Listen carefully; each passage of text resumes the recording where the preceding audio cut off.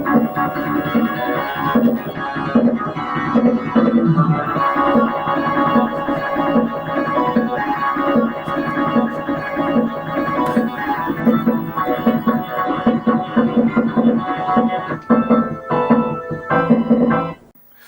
is up, guys? This is Retro Reviews Plus. Welcome back to the channel for another episode. And as the title states, this is a 2020 recap of all my video game purchases this year. So, without further ado, let's get into it. First thing I want to point out is you probably may have seen it on the wall here. You may have noticed it in my last couple videos. Is this Sega sign right here? Got that on eBay. Was this something I wanted to, this is my game room. This is my Sega Genesis game room. So yeah, I just got the sign, wanted to spruce it up a little bit and give it a little bit of atmosphere in here. So that's the first thing. Okay, so this is like this little bad boy right here, Super Scope.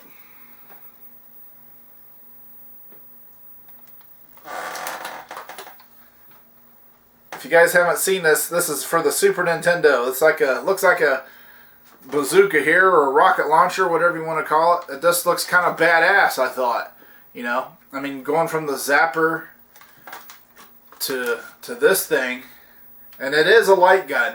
So even though it does require this like little sensor to put on top of your TV, like at first when I seen that, I was like, because it's been a long time since I've had one, but even though it has that sensor, it still requires a CRT TV. So you can't play this on, like a flat screen or whatever. But anyways, yes, this is the Japanese version. You can tell the difference here, that red button there, because the North American version had a purple button. And so you may wonder, why did you get the Japanese one? Well, that's kind of a long story, but I'll try to make it short. I was going to get a Super Famicom, right? Because I never had one. I'd always had a Super Nintendo, and I haven't had a Super Nintendo in years. So I was like, well, I never did have a Super Famicom, so yeah, I'd like to have one. So went to good old trusty eBay to get that. Ordered one. Now my mistake was I ordered it from out of the country. It was coming from the Russian Federation. All right, and it arrived at U.S. Customs in July of this year, and it's been stuck there ever since. So, it hasn't moved. So as far as the tracking information shows, it's still stuck at U.S. Customs. So at this point, I don't know. I've kind of given up on it, but I wanted to play some games. I wanted to get back into Super Nintendo because it's been a while.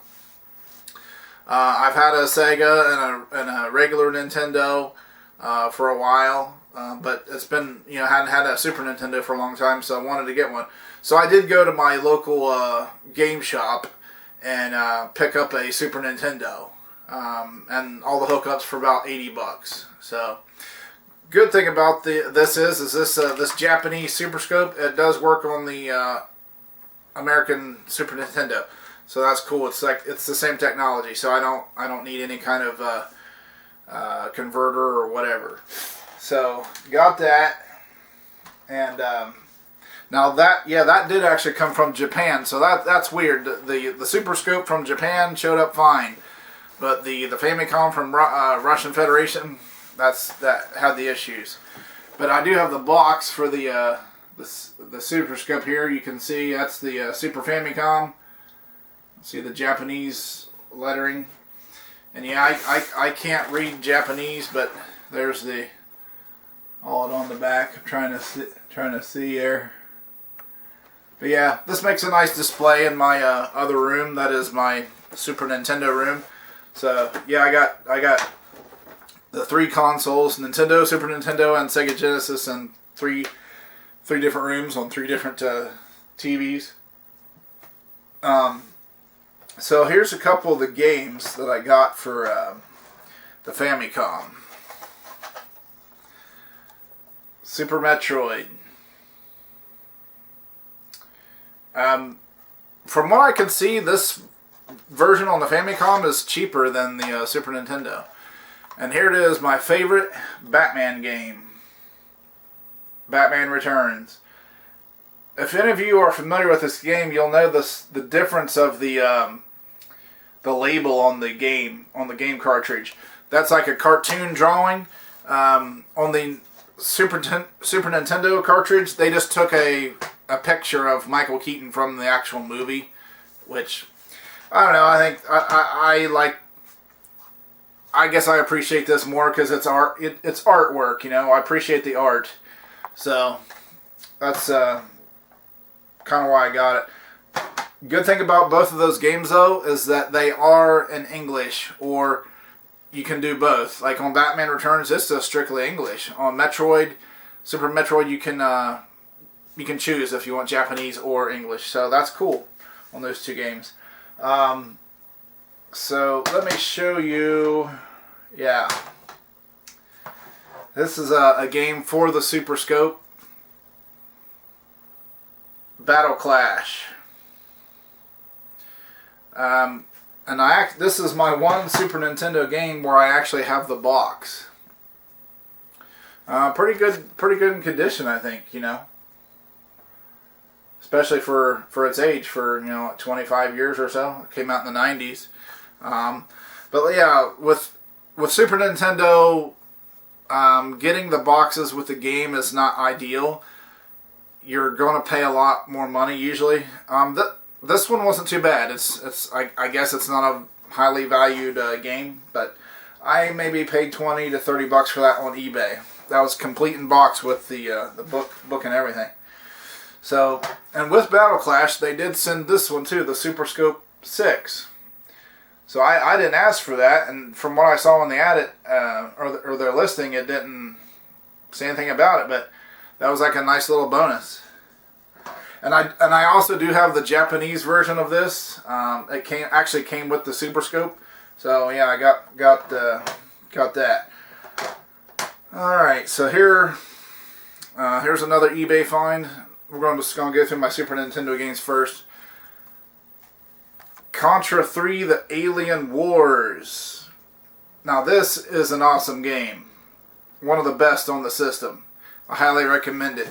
I'm a big Contra fan, of course, from the NES days. Contra, and then Super C, and then we got this bad boy, and it was like, wow, this was definitely next level. The music, the graphics, the sound effects. I mean, it's like top notch. I mean, I just played it recently, and it's like I really enjoyed it because it's like it'd been a while since I played it, and it's like I had a good time with it. So those are my eBay purchases as far as Super Nintendo games. Now these next few Super Nintendo I bought locally at my local game shop. It's called Video Trader. It's in Newark, Ohio, if you guys are ever in the area. It's a pretty cool place. But here, Street Fighter 2, the original. Now when I first told him about Street Fighter, because he has them in a case, he had more than this one. He had like the Turbo and the Champion Edition, and I was like, no man, I want the original. I want the one that started it all. If you're not familiar with this game, I highly recommend it. This was like huge in the arcades. This was the game where you went in the arcade and you're like, I don't know, what the hell is this? And it was big hit in arcades. It made a lot of money. Okay, so here's a racing game, a very futuristic racing game, F-Zero. You don't race traditional cars. I don't know if you can tell by that artwork, but it's like almost like your cars are, it looks like something out of Star Wars. Those speeders where it's like there's no wheels. It just kind of hovers and floats there, and has almost like a jet engine on the back, and that's how you go. But it's very fun. Good graphics. A lot of Mode 7 effects in it. Where it's doing the sprite scaling. Okay, if you like shooters, definitely recommend this one too. UN Squadron. This is an arcade port, and I gotta say, from what I can see, the Super Nintendo kind of looked better than the arcade. There's been a couple games I've noticed where I kind of preferred the home console version. The original Contra and I believe Super C are good examples. The arcade on those games, the arcade was kind of like slower and clunkier, and the Nintendo version, they kind of like sped it up and made it more responsive, which was nice. Okay, so 2 more here for Super Nintendo. Super Punch Out. Now, if you guys are familiar with Mike Tyson's Punch Out on the NES, that of course is a classic. And this one here, it's just every bit as fun, if not more fun. I mean, obviously the graphics are much more enhanced. The sound effects, you know, everything's enhanced on the Super Nintendo, but definitely a fun game. And then last but not least, on the Super Nintendo, I mean, you gotta have it, right? Super Mario World. Yeah, I love this game. It's probably my favorite Mario game. It's just, I don't know, there's something about it.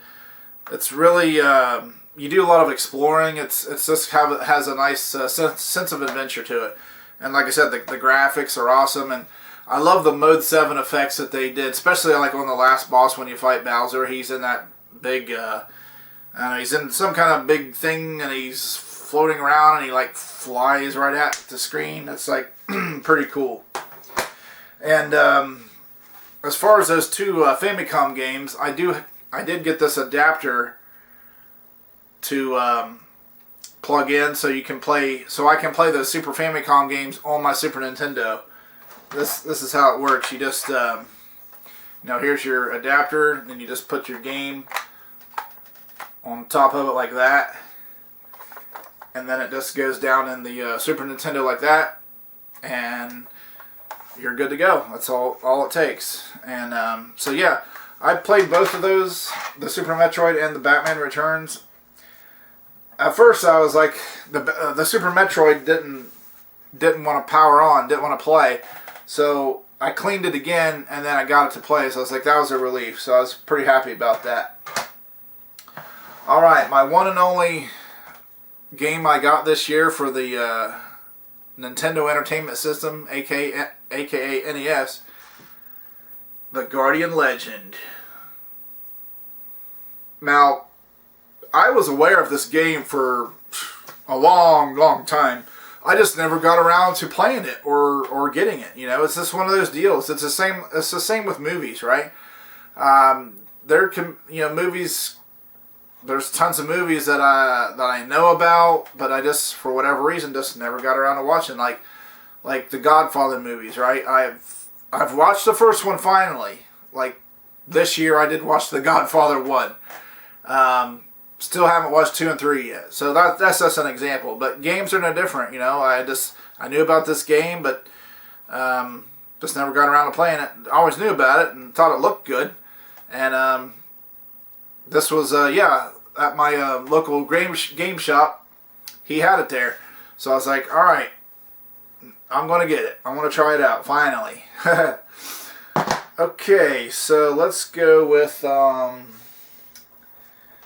Sega CD games I picked up this year. Now, this here is, I know you can't, it's missing the front cover there, but it's got the back of it.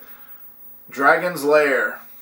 This is an arcade port. This was like one of those rare Laserdisc games, which Laserdisc was like the DVD of the 80s. It was like before DVD became a thing. So like, they were really huge, a big disc like the old 33 records, but it was a video disc. But yeah, this is the arcade port of that. I have played it. I never did play it in the arcades.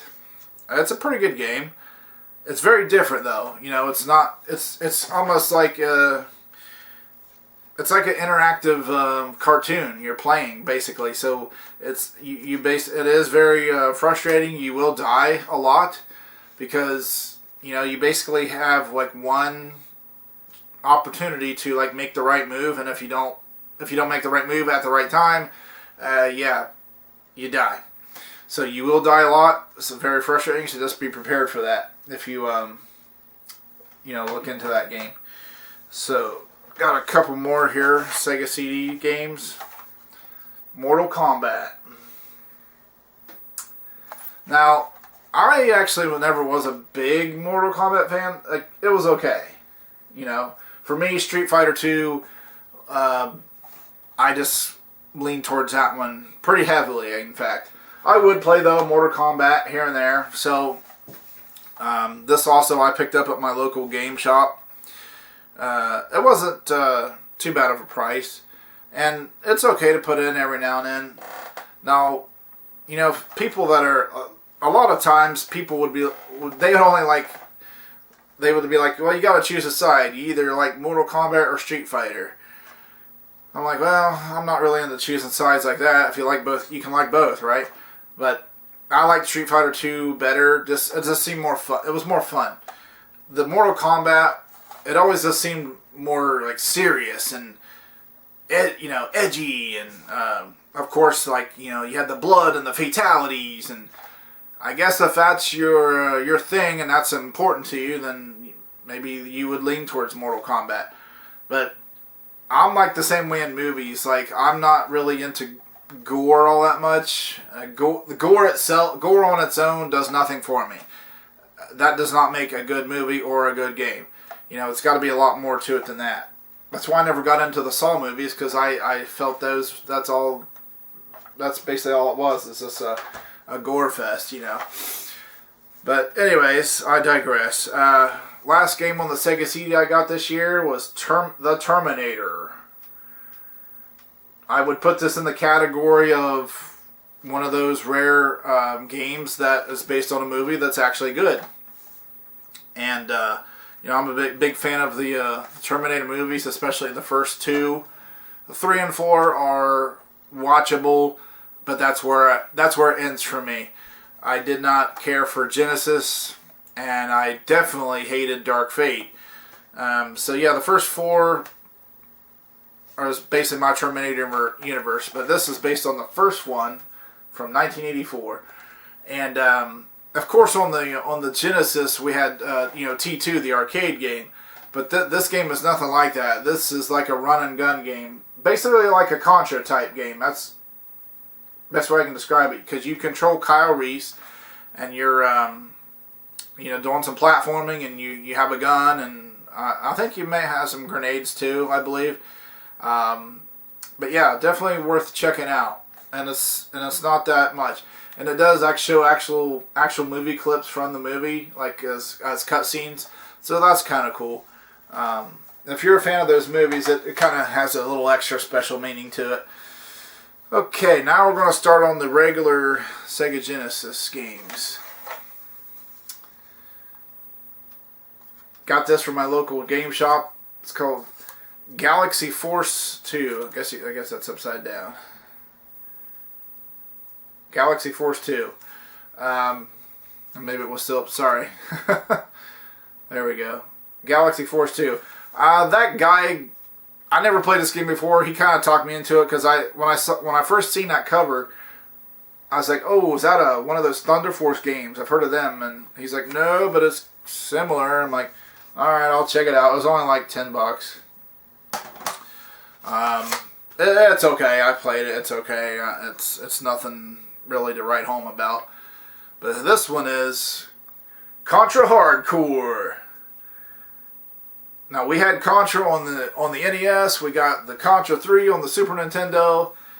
But as Sega fans, we finally, it's like we were last to get things, it seemed like.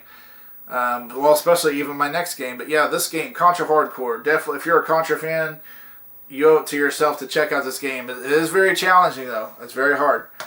I've never beat the game. So, yeah. But yeah, same thing with this next game. Castlevania Bloodlines. Bam! This is a very solid Castlevania game. I would rank it really high. I would say this is probably number 4 as far as my favorite Castlevania games. I mean, number 1 has got to be, Castlevania 4 on Super Nintendo. I would say number 2 for me probably would be Symphony of the Night. Number 3 would be Dracula X Rondo of Blood on the TurboGrafx CD-ROM, and this would be number 4. Yeah, I really like it. It's a good, solid game. Haven't beat it yet. I have played through it a little bit. The only bad thing about it is it uses a password system, so there's no like battery backup. So as far as like, you got to write the password down or take a picture of it on your phone. It's actually easy to take a picture of it on your phone, but that's up to you, personal preference. But yeah, it's a good game, good boss fights. So yeah, definitely recommend that. Okay, so here's my next games for the Sega. These are ones I have in the case. So right here, Dick Tracy. Now I like the movie with Warren Beatty. A lot of people, it has mixed reviews actually. Some people like it, some don't. I actually never watched the original Dick Tracy like TV show. I think it was a TV show. I'm not even sure when it was. Like if it was the 50s, 60s, or I know it was back in the old days. Maybe even black and white. I'm not sure. But this is based on the 1990 movie with Warren Beatty, and yeah, it's a good solid game. It's kind of like it's actually very different, hard to describe. But it has like 2 different modes. One, you're like there, you seem like riding on a car and you're shooting. You're definitely doing a lot of shooting and punching and stuff. Yeah, it kind of switches back and forth between like you're just going like scrolling sideways from left to right, and but then also there will appear guys in the background, and then it turns into like a third person shooter. So it's kind of like 2 different types of games in one there. So it's kind of neat. I like it. All right, so here's an arcade port, eSWAT, City Under Siege. This is another arcade port. I never played it in the arcades. I don't even remember seeing it in the arcades. But I do know it was an arcade port. Pretty solid game. It's a run and gun, kind of like I don't want to say it's in the style of Contra as far as you controlling a guy and you have a gun and you shoot things. But this one's very different because you're like a cop, but then like after like the first 2 levels you're just a cop, but then the 3rd level on you get like the robotic suit, which it almost becomes like you're almost kind of like RoboCop at that point. Now here's a classic a lot of people should know. Streets of Rage. The first one. Yep. Very good game. The music. I'm not going to say the sound effects are spectacular. They're solid. They're okay. But the music is what stands out. The graphics they're good. I mean, Streets of Rage 2 did improve on the graphics. Well, probably it kind of improved on everything. But yeah, this is the classic. Just got this off of eBay. Now they did say that the artwork is a repro. So stuff like that don't bother me, right? The only thing that it looks great, looks just like the original. The only thing I care about is the game itself, the cartridge. I don't want like bootleg. I don't want bootleg stuff or reproductions and all that on the cartridge itself. Now the case or the artwork, if it's a repro of the original and it looks the same, hey, I'm cool with it. Now here I just did a playthrough of this game, Batman. Now I already had the game, but I got the case, right? Some of these old Genesis games, I want the case for them. Yeah, I don't believe I have. Yeah, that's just the cartridge in the case there. But yeah, I just like the looks of it. And then on the back you got Michael Keaton as Batman, and then, of course, those Nintendo graphics I talked about. That's a trip right there. So, same thing. Altered Beast. Had the game, but I wanted the case, so I was able to get that case finally. An arcade port. And, yeah, Sega was good with the arcade ports. I mean, you had Altered Beast, you had Golden Axe, and then, of course, last but not least, I mean, this one right here, Strider. 8 mega memory. Yeah, kind of goofy artwork there, but one hell of a game. Yeah, it's kind of like you're I don't want to say you're like a ninja guy, but you kind of are. It's not like Shinobi or anything, but your main weapon, well, your weapon is a sword, and he swings it really fast. He swings it so fast it's just like a flash, you know. But yeah, I was looking into maybe getting the true arcade port on PlayStation 1 because I discovered that was a thing. But when I was thinking about it and then I was doing comparisons, I was like, this game is like, it's spot on. I was like, I don't need that version because the Genesis version, it's good enough. You know, so my last thing I got here that's video game related that I got is I got this package. It came in the mail today, actually. This is another eBay purchase, of course, good old trusty eBay. And it might sound silly, but that's what they are here. These little plastic sleeves. Here's the official for the Super Nintendo. And but they're basically like, you know, dust covers, so for your games. So let's put one on here. Okay, let's put it on Battle Clash. So yeah, it's just helps if I turn the game right. But yeah, just right there like that. Because like I said, even though I have the box for Battle Clash, but I'll show you this real quick. These original boxes for the Super Nintendo, they're just not very practical, you know, because you got to open up the game here, or open up the flap, and then you got this little thing in there that you got to like pull out, and then that's where the cartridge lays. So you do that a lot, you're just going to continue to tear up that box more. So any games that I get for Super Nintendo that I get the box with, I'm going to just take the game out and leave it out and you know, and put one of those sleeves on it, and I'll just, you know, keep the box for display purposes only. You know, like I said, I don't expect to get a lot of boxes because with Super Nintendo, if you want the box for the original game, you're gonna pay for it. You know, so unless it's like a really important game to you and you really want that box for, you know, then, you know, go for it. But yeah, I don't want to spend insane money on this stuff because I'm the type of collector where, see, I don't collect things just to have them, you know, and just it has to be functional, you know. Like if I have anything in my home at any given time, I want to be able to pick it up and use it, you know. So whether that's these old games, VHS movies, I still watch them.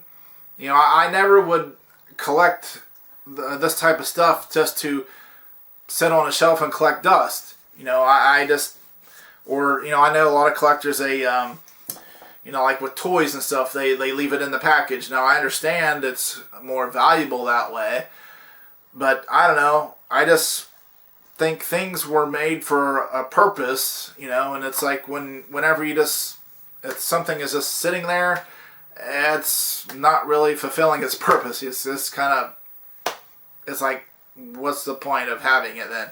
I just, yeah, I don't like things taking up space just to just sit there, you know. That's just my thinking. What do you think? Are you guys, do you guys feel the same way? So, yeah, that's about it here. I'm going to wrap up this video. So that's my 2020 recap of video games or video game stuff that I got this year. So if this is your first time to the channel, tap that subscribe button down there in the corner, and also the bell next to it. That way you'll be notified whenever I upload a new video. So give me a thumbs up if you like this video. It really helps the channel out a lot. It lets YouTube know that you're enjoying my content, and it actually helps in the search results, and it kind of like with the algorithm and that type of thing. So yeah, one of the best things you can do to help support the channel is give me a thumbs up. Also, leave me some comments down below. Of all these games, are you familiar with any of these games, or do you like some of these games? Are some of them your favorites? And also, I would like to know from you all, because I do video game review and plays.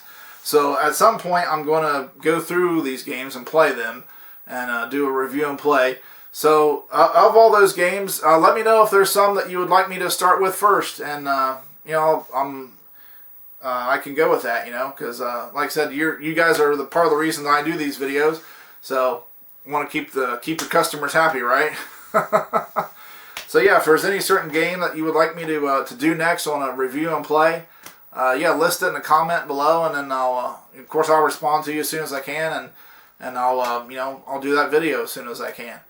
I do got some videos already filmed. I just gotta edit them. I got a cooking video coming up. I think I'm gonna release it on maybe New Year's Eve day. So it's like I thought that would be appropriate. It's gonna be a biscuit pizza for New Year's. So have a biscuit pizza party, right? So anyways, guys, that's the video I got for you tonight.